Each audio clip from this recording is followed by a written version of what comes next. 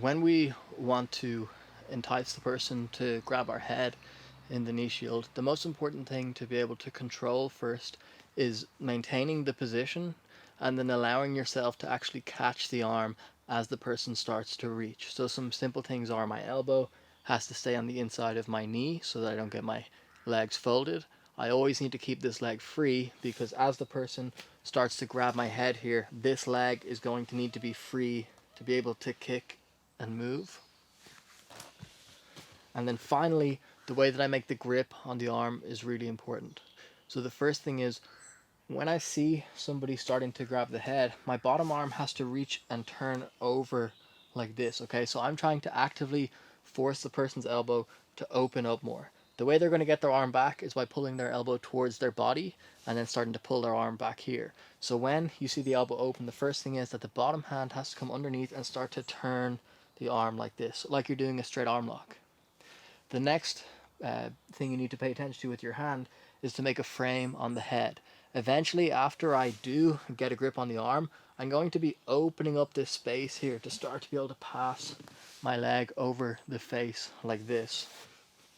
So making sure that I have a degree of control over where the person puts their head by being able to open and frame is really important. And then the final thing is that when you do catch the arm, you'll only get one opportunity to finish the arm bar usually before the person becomes wise and starts to keep their arm back. So you have to make sure you're accurate to be able to finish the submission once you get a grip on the arm.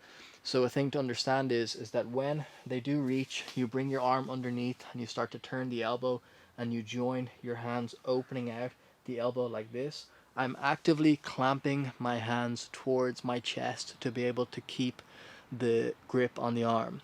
From here, we can start to pass the leg over the head. So you straighten and pass the leg over the head and then clamp down before you begin to bring the foot into the gap like this and then pinch the knees.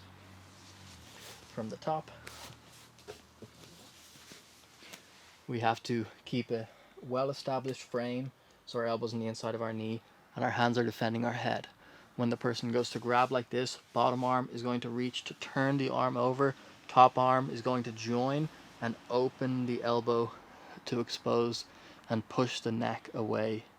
From here, I clamp my hands in close to the chest so the person can't pull their arm back as you extend and kick your leg over the head.